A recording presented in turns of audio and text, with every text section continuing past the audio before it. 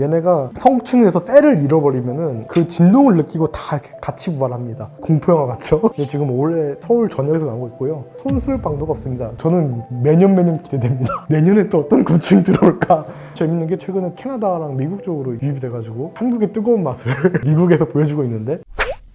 안녕하세요. 서울대학교에서 곤충 연구하면서 만화 그리는 갈로아입니다. 최근에 우리나라 러브버그라고 하는 파리떼가 되게 대량으로 발생했고, 작년에는 대벌레가 발생하고 이랬는데, 항상 발생하면은 뭐 할 수 있는 얘기가 환경이 맞아서 하는 식으로밖에 얘기할 수밖에 없는데요. 얘도 뭐 저마다의 이유가 있죠. 러브버그 같은 경우는 외래종 같거든요. 외래종 같은 경우는 처음 유입됐을 때 터치를 안 받습니다. 원래 살던 환경이 뭐 중국이나 대만 이런 데 살던 부하롭게 잘 살다가 새로운 환경이 오면 자기들을 제약 걸던 숫자도 없고, 그 다음에 경쟁하던 공도 없기 때문에 그대로 그냥 이렇게 폭발적으로 늘어나는 번식을 하고요. 대벌레는 원래 얘네가 짝짓기 안 하고 새끼를 납니다. 그래서 암컷만 거의 이루어져 있고요. 수컷도 있긴 있는데 가끔 짝짓기해서 알을 낳고, 대부분 그냥 암컷이 알을 낳고 그냥 번식이 되기 때문에 환경만 맞으면은 그냥 암컷이 엄청 이제 알을 낳고 대량 발생이 쉽기 때문에 작년에 이렇게 은평구에 대벌레가 이렇게 대량 발생하게 된 거죠. 전 세계적으로 좀 많이 나죠. 대표적으로 사막 아프리카의 메뚜기떼 같은 경우, 그런 것도 이제 또 저마다의 이유로 대량 발생을 하는 건데, 아프리카 메뚜기 같은 경우는 얘네들이 메뚜기가 알을 낳으면 비가 와야지 이제 우화를 하는데, 비가 안 오면 우화를 안 하고 버팁니다. 알은 계속 나죠. 1, 2년, 3, 4년, 5년 이렇게 알이 쌓입니다. 그러다가 우기가 와서 비가 쫙 나오면은 단체로 이제 알에서 깨어나고 이제 메뚜기 떼가 출몰을 하게 되는 거죠. 벌레들이 때를 이루는 게 이게 전략입니다. 예를 들면 이제 메뚜기 같은 경우는 실제로 실험해보면은 한 알이 부활해서 진동을 하면 그 진동을 느끼고 다 이렇게 같이 부활합니다. 공포영화 같죠? 에일리언 같이. 그렇게 때를 맞춰서 이제 나와야지 끼리끼리 뭉쳐다니면서 몰려다니면서 나라도 살자, 약간, 그쵸? 그렇게 되는 거죠. 일단 몰려다니면은 여러 가지 장점이 많죠. 일단은 포획자가 쉽사리 못 건드리는 것도 있고요. 얘네들이 움직임이 되게 효율적입니다. 혼자서 이렇게 경쟁하면서 먹게 되다 보면은 되게 좀 비효율적으로 움직이게 되는데, 얘네들이 때로 다니면은 실제로 논문이 나왔는데 분자들 움직임 같다고 척척척척 다니기 때문에 굉장히 좀 효율적으로 모두가 다 같이 사는 방식으로 자원을 분배하면서 먹고 다닐 수 있고요. 또 몰려있으면 징그럽기 때문에 포식자들이 이제 쉽게 건드리지 못하는 그런 여러 가지 변수들이 있죠. 아프리카 사막 메뚜기 엄청 잘 납니다. 얘네들이 영어가 데저트 로커스트라고 하지만 우리나라는 각시 메뚜기라고 하는데, 영어로는 버드 그래스하퍼거든요. 새처럼 부서부서 나기 때문에 얼마나 잘 나냐면, 얘네들이 아프리카에서 대량 발생하면 대륙 전체를 날아다니는 거는 당연하고, 얘들이 바다를 건너가지고 예전에는 저 영국 브리튼 섬까지 날아가고, 그 다음에 대서양 건너가지고 저 중미까지 날아가기도 합니다. 얼마까지 날아가냐면 파키스탄 찍고 동남아까지 날아가는데, 중국 접경까지 갔죠. 히말라야를 못 넘고 다행히 저지가 됐고, 동남아까지 갔으면 이거 한국까지 오는 게 아닌가 싶었는데 다행히 동남아에서 멈췄습니다. 그래서 중국에서 그 유명하잖아요. 중국 국경에 오면은 오리 10만 마리를 보내가지고 먹게 하겠다 해가지고 오리 부대 보내가지고 하겠다 했는데, 다행히 그런 일은 없었죠. 실제로 있으면 얼마나 멋있었을까. 인도까지는 왔는데 인도에서 중국 가는 히말라야 산맥을 못 넘죠. 다행히, 감사히.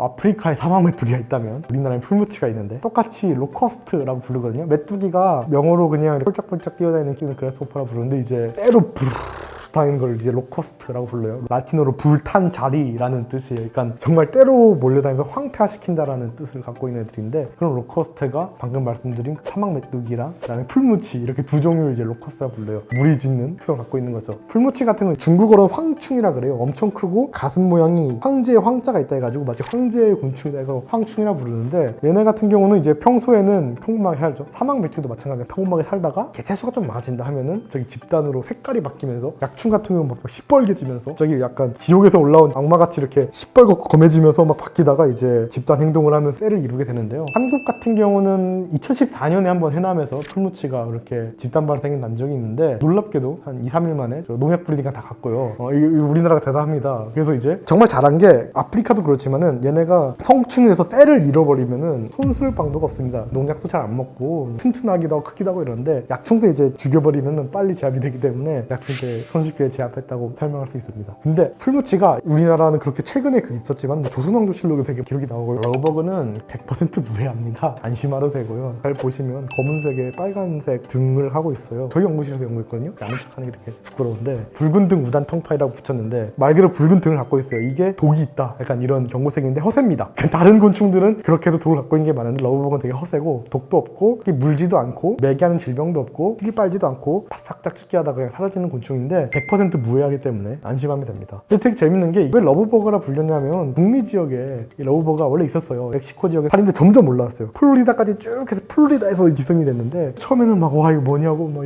원래 우리 반응 있죠. 와 이 벌레는 뭐지? 이러다가 지금 플로리다에서는 약간 일상이 됐다고 합니다. 일주일 정도 봄이 되면 꽃이 피듯이. 작년에 원래 서울에서 살짝 나왔거든요. 근데 지금 올해 서울 전역에서 나오고 있고요. 지하철에서도 막 발견이 돼요. 지하철 타고 히치하이킹도 하는 것 같기 때문에 진짜 히치하이킹이라 불러요. 외래종이 사람의 비이클을 타는 걸. 그렇기 때문에 이제 앞으로 전국적으로 퍼지지 않을까 같은. 그리고 얘네가 또 따뜻한 곳에 살고 있는데 점점 우리나라가 따뜻해지잖아요. 그렇기 때문에 더 많이 보이지 않을까. 일단은 러브버그는 방역을 할 필요가 없는 게 일단 무해하죠. 해봤자 꽃에 앉아서 귀엽게 꿀을 야금야금 빨다가 가루를 옮겨주는 정도가 다고요. 러브버그가 나타나서 약을 준비하고 뿌리러 가면 다 죽어있기 때문에 방제를 애초에 할 필요가 없습니다. 네. 곤충떼가 이제 제일 피해를 맞는 게 아프리카인데 아프리카는 하늘을 뒤덮잖아요. 답초토화되고 기아도 심한데 농작물 다 먹으니까 그 방법을 강구하죠. 정말 관제 컨트롤 센터를 곳곳마다 만들어서 약충떼가 발견됐다 지푸차 같은 게 돌면서 주기적으로 관찰을 하고 그러다가 발견됐다 하면은 농약도 수명이 있어가지고 여기 발견되면 그 농약을 뿌리는 식으로 시스템이 돌아간다고 합니다. 그래서 이제 물론 좀 창의적인 방제 방법들 좀 생각하고 있죠. 예를 들면은 모기 같은 경우도 사람을 계속 많이 죽이잖아요. 적게는 몇십만 명, 많게는 몇백만 병을 죽이니까는 모기를 죽이기 위해서 크리스퍼 유전자 조작을 해가지고 얘네가 불임으로 만들라든가 여러 가지 방법을 쓰는데 메뚜기나 뭐 다른 곤충들도 무리를 못 짓게 하는 공생 미생물을 건드린다든가 얘네만 타겟하는 곰팡이균을 뿌린다든가 이런 식으로 여러 가지 생물학적 방제나 다양한 창의적인 과학적인 접근을 좀 하긴 하는데 일단은 농약이 좀 최고인 것으로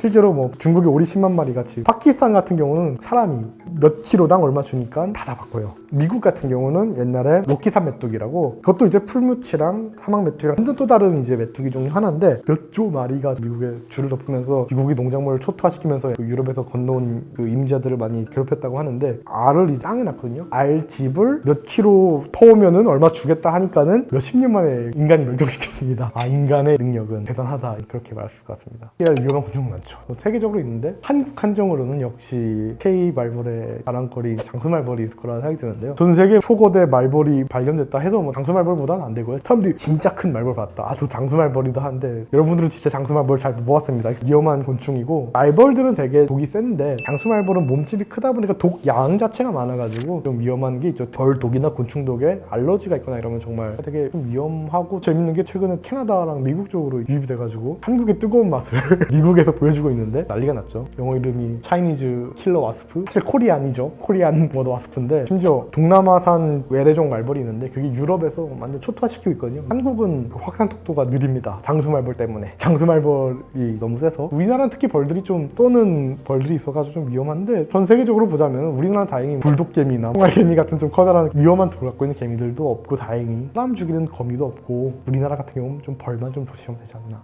저것은 합성 같고요. 중미에 사는 로말리아라는 두기인데 그거를 그냥 이렇게 합성을 한 겁니다. 아마 물고기 이렇게 낚시한 거 이렇게 합성한 것 같은데 우리나라에는 없는 과라서 되게 이쁜 메뚜기인데 물론 저런 초대형 메뚜기는 없지만은 손바닥만한 메뚜기는 있죠. 웨타라고 세계에서 가장 큰 곤충이 뭐냐라고 했을 때 골리앗 꽃무지랑 항상 자웅을 겨루는 뉴질랜드의 웨타라는 쥐가 있습니다. 정확히 말하면 여치인데 한때는 사람들이 거대 꼽등이라고 불렀어요. 웨타가 사람 손바닥만한데 뉴질랜드에는 쥐가 없어요. 지금은 인간에 의해서 쥐가 들어왔는데 옛날에 쥐가 없어가지고 쥐의 역할을 대신한 거죠. 쥐들이 하는 활동이 뭐 밤에 돌아다니면서 식물들 주워먹고 뭐 메뚜기가 이만큼 커진 거죠. 문제는 이제 인간 활동 때문에 또 쥐들이 들어오면서 웨타랑 이제 경쟁을 하고 멸종 위기에 좀 처했다고 합니다. 좀 흥미로운 게 호주가 이제 중생대 때는 저 극지방에 있었거든요. 근데 그때는 빙하기가 없었기 때문에 열대우림이었어요. 근데 얘네가 점점 위로 올라오면서 열대우림인 상태로 한 1억 5천만 년을 지났기 때문에 얘네는 거의 1억 년 동안 열대우림 상태로 있었기 때문에 굉장히 오래된 원시림을 갖고 있어요. 그렇기 때문에 오히려 큰 게 없고 굉장히 좀 오래된 곤충들이 많고 좀 커다란 생물들은 오히려 남미에 좀 많습니다. 그래서 세계에서 가장 큰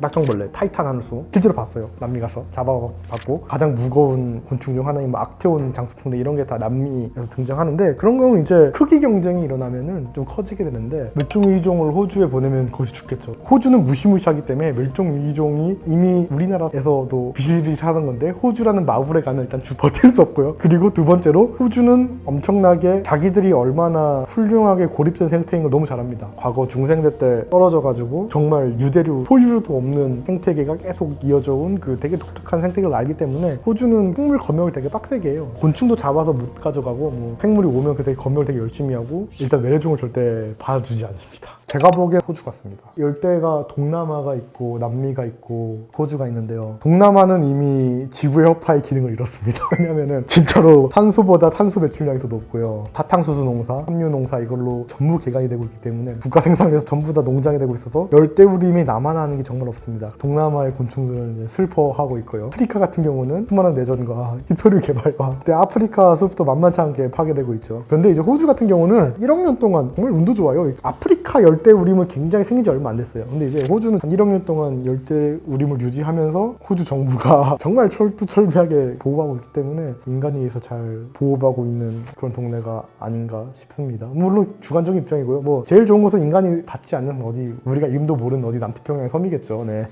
아니요. 여태까지 한 생물군이 난리를 폈다고 지구가 멸망한 적이 없기 때문에 전혀 그러지 않은 걸 생각하고요. 물론 수억 년 전에 광합성 세균이 이산화탄소를 계속 쓰면서 그 광합성을 하다 보니까 온실효과가 없어지면서 한번 지구가 한번 싹 멸종을 한 그 스노우볼이 된 사건이 있긴 있죠. 근데 그거는 물질사가 나오면서 일어났던 혁명적인 사건이고 뭐 곤충 정도는 지구 생태계 내에서 조화를 이루면서 살아가는 생물이기 때문에 뭐 곤충이 재앙 수준의 브레이크가 일어난다 해도 이거는 그냥 생물계 내에서 일어나는 평범한 사건이기 때문에 전혀 지구를 멸망시킬 수 없다고 생각이 들고요. 아무리 생물권에서 일어나는 힘들이 크다 해도 압도적인 지질학적 사건들과 천문학적 사건들이 지구 생물권에 영향을 주고 변형시키고 하기 때문에 그게 가장 언제나 큰 일이죠. 저는 매년 기대됩니다. 내년에 또 어떤 곤충이 들어올까? 이건 좋아하면 안 되지만은 정말 예측할 수 없는 거고 물론 그리고 지금 또 그런 게 있죠. 이미 전 세계 글로벌하게 계속 깽판치는 곤충이 아직 한국에 안 들어오는 곤충이 있어요. 그런 것들을 계속 발견되고 있거든요. 한국에 아직 미입국자 명단들이 너무 많아요. 이미 전 세계에 다 들어왔는데 아직 한국에 안 들어온 것들. 곤충 재앙에 대해서 얘기를 나눴고요. 올해 러브버그나 그 발생하는 그 여러 가지 곤충도 있지만 내년 내후년에는 또 어떤 곤충이 나올지 걱정 반 기대 반으로 영상을 마치겠습니다. 감사합니다.